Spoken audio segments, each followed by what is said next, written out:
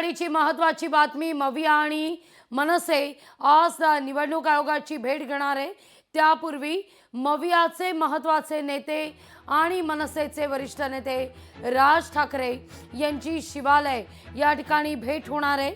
उद्धव ठाकरे देखील शिवालयात दाखल झालेले आहेत, तर अगदी थोड्याच वेळात राज ठाकरे यांचा ताफा सुद्धा शिवालयात पोहोचेल।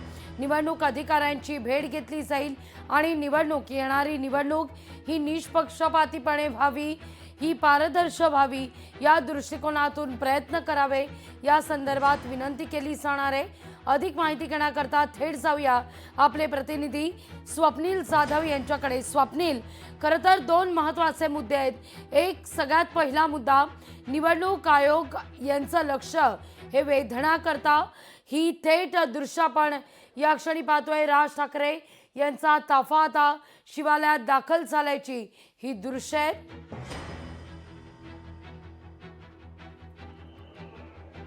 शरद पवार यांचा ताफा शिवालयात दाखल झाल्याची ही दृश्य आपण या क्षणी पाहतोय।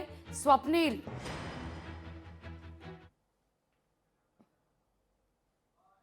शरद पवार आता शिवालय इथे दाखल झालेले आहेत, उद्धव ठाकरे दाखल झालेले आहेत, थोड्याच वेळात राज ठाकरे दाखल होत आहेत। राज ठाकरे सुद्धा शिवालयाच्या समोर या ठिकाणी पोहोचल्याचं पाहायला मिळते। खरं तर शिष्टमंडळ जे आहे महाविकास आघाडी आणि सर्वपक्षीय शिष्टमंडळ हे राज्य निवडणूक आयुक्त एस चोक्कलिंगम यांना भेटणार आहेत। निवडणूक पारदर्शक व्हावी, संविधानिक पद्धतीने व्हावी, संविधानाच्या सर्व निर्णयांचं पालन व्हावं आणि मतचोरी, मतदार याद्यांतील घोळ या ज्या काही बाबी आहेत यावरती कटाक्षाने जे लक्ष आहे ते विरोधकांकडून टाकण्यात आलेलं आहे। त्यासाठी सर्वपक्षीय शिष्टमंडळ जाते। हे राज ठाकरे यांची गाडी आपण पाहतोय। राज ठाकरे सुद्धा आता शिवालय येथे दाखल झालेले आहेत। यापूर्वी उद्धव ठाकरे, शरद पवार सुद्धा दाखल झाले आहेत, जयंत पाटील सुद्धा आहेत, मनसेचे नेते सुद्धा या ठिकाणी शिवालयामध्ये आहेत। त्यामुळे थोड्याच वेळामध्ये शिवालय येथून सर्वपक्षीय शिष्टमंडळ जे आहेत ते मंत्रालयातील एनेक्स बिल्डिंग मधील 6व्या माळ्यावरती एस चोक्कलिंगम जे राज्याचे राज्य निवडणूक आयुक्त आहेत त्यांच्या भेटीला जाणार आहेत। या दरम्यान रईस शेख असतील, अजित नवले असतील, असे सर्वपक्षीय नेते आहेत। सध्या शिवालय येथे जमण्याचं कारण असं आहे की शिवालय येथे जे निवेदन देण्यात येणार आहे राज्य निवडणूक आयुक्ताला, त्या सर्व जे निवेदन आहे त्यावरती सही करण्यात येणार आहे। सर्वपक्षीय नेत्यांची त्याच्यावरती सही असणार आहे। काही विचार विनिमय सुद्धा या ठिकाणी होणार आहे आणि यानंतर हे शिष्टमंडळ मंत्रालयात जाईल। मंत्रालयानंतर हे शिष्टमंडळ सर्वपक्षीय एक पत्रकार परिषद घेणार आहे। या पत्रकार परिषदेला YB चव्हाण सेंटर येथे तयारी करण्यात आलेली आहे। थोड्याच वेळामध्ये एक तासाभरात ती सुद्धा पत्रकार परिषद सुरू होणार आहे। मात्र महत्त्वाचे मुद्दे हे नेते येण्याची शक्यता आहे। त्यामुळे या ठिकाणी आपण बघतोय शिवालयाचा दरवाजा बंद करण्यात आलेला आहे। आतमध्ये काही विचार विनिमय सुद्धा नेत्यांचा सुरू आहे। बैठक एक सुरू असल्याचं या ठिकाणी समजतंय। लवकरच हे शिष्टमंडळ जे आहे ते पुढे सरकेल। केवळ या ठिकाणी वाट बघण्यात येते। काही महत्त्वाचे नेते आता सर्वपक्षीय नेते जे आहेत ते या ठिकाणी येत आहेत। मुंबईमध्ये सध्या सकाळच्या वेळी ट्रॅफिक हे वाढलेलं पाहायला मिळते, कारण आज कॅबिनेट सुद्धा आहे लागवी। त्यामुळे कॅबिनेटच्या दिवशी मंत्र्यांचे जे काही ताफे असतात त्यांचा लवाजमा असतो तो मंत्रालयाच्या दिशेने आपल्याला या ठिकाणी पाहायला मिळतो। त्यामुळे या सर्व भागामध्ये आपल्याला पाहायला मिळतं ट्रॅफिक मोठ्या प्रमाणात आहे। त्यामुळे कुठेतरी या शिष्टमंडळाला असेल किंवा राज ठाकरे यांना स्वतःला या ठिकाणी पोहोचण्यासाठी अधिकचा वेळ लागलेला आहे। त्यामुळे कुठेतरी विलंब हा शिष्टमंडळाला भेटण्यासाठी आपल्याला होताना पाहायला मिळतोय लागवी।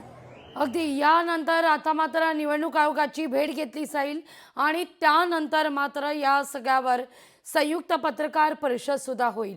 स्वप्नील, हा देखील एक मुद्दा महत्त्वाचा आहे। संयुक्त पत्रकार परिषद होत असताना आता थेट समजायचं का मनसेचा मवियात सहभाग झालेला आहे? नक्कीच मनसेचा महाविकास आघाडीमध्ये एकूण सहभाग झालाय का यावरून समजायचा का असा प्रश्न सर्वांनाच पडलेला आहे। मात्र काल आणि आज अशा प्रतिक्रिया ज्या समोर आलेल्या आहेत, मनसेच्या प्रवक्त्यांकडून सांगण्यात आलेलं आहे की हे सर्वपक्षीय आहे। सर्वपक्षीय म्हणजे ज्या ठिकाणी जी निवडणूक प्रक्रिया आहे ती पारदर्शक असली पाहिजे, यासाठी सत्ताधारी आणि विरोधक यांनी दोघांनीही प्रयत्न केला पाहिजे, दोघांकडून एफर्ट्स या ठिकाणी आले पाहिजेत। त्यामुळे यासाठी हे प्रयत्न आहेत। एकूणच या ठिकाणी आपण बघतोय काही नेते या ठिकाणी आलेले आहेत। बाळासाहेब थोरात हे या ठिकाणी पोहोचले असल्याची माहिती आहे। एकूण बाळासाहेब थोरात यात काय संवाद साधतात हे आपण जाणून घेऊ त्यांच्याकडून। काय सांगतील बाळासाहेब थोरात? निवडणूक आयोगाला जाग येईल असं वाटतं का सर? आज प्रश्नचिन्ह उपस्थित केलं सर, काय सांगाल? आमचं काम आहे ते करतोय आम्ही। पण तुम्हाला वाटतं आज न्याय मिळेल का? सगळे शिष्टमंडळ चाललेलं आहे, तुम्हाला वाटतं आज निवडणूक आयोग ऐकून घेईल सगळ्या गोष्टी? ऐकून तर घ्यावं लागेल त्यांना, लोकशाही आहे शेवटी।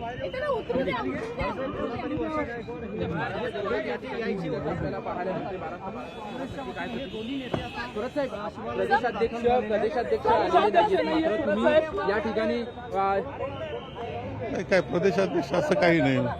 मी सुद्धा येऊ शकतो. मी वर्किंग कमिटीचा मेंबर आहे, ज्येष्ठ यादीत आहे मी. असं काही नाही, प्रतिनिधित्व काँग्रेसचा आहे नाही. विषय आमचा आहे, पहिलं लक्षात ठेवा. पहिलं राहुलजीने हा विषय घेतलेला होता. सध्या असं उपस्थित केला गेला आहे की मनसेच्या सोबत प्रदेशाध्यक्ष आल्यावर विचारणा केली जाईल, त्यामुळे ते आले नाहीत. कोण कोण येणार हे आम्हाला माहित नाही. आम्हाला निमंत्रण आलंय, आम्ही आलेलो आहोत. आणि विषय हा राहुलजींनी उचललेला आहे. आपल्या देशाच्या लोकशाहीसाठी उचललेला मुद्दा आहे. लोकशाही राहणार का नाही हे ठरवणारा मुद्दा आहे. आणि त्यामुळं या विषयामध्ये आम्ही जातोय निवडणूक आयोगाकडे. आजच्या बैठकीत नवा भिडू तुमच्यासोबत बसलेला पाहिला. तेव्हा निमंत्रण तर सर्वांना होतं असं मला समजलं. फडणवीसांनी सुद्धा यायला पाहिजे जर पुढच्या काळामध्ये लोकशाही टिकवायची असेल तर. पण नवीन भिडू बसलेला आहे. यावेळेस फडणवीस सुद्धा येणं आवश्यक होतं. निमंत्रण त्यांना होतं. अजित पवार म्हटले मी जाईन असं वाटतं का? माध्यमांना त्यांनी उलटा प्रश्न विचारला. नाही, सगळ्यांनीच यायला पाहिजे. ज्याला लोकशाही वाचावी वाटतं त्या सगळ्यांनी यायला पाहिजे. सर्वात मोठा फटका हा तुम्हाला बसलेला आहे. वोट जेव्हा सिस्टीम मोडली जाते हे पहिलं लक्षात ठेवलं पाहिजे. लोकशाही चालते ती सिस्टीमवर चालते, आपल्या राज्यघटनेप्रमाणे चालते.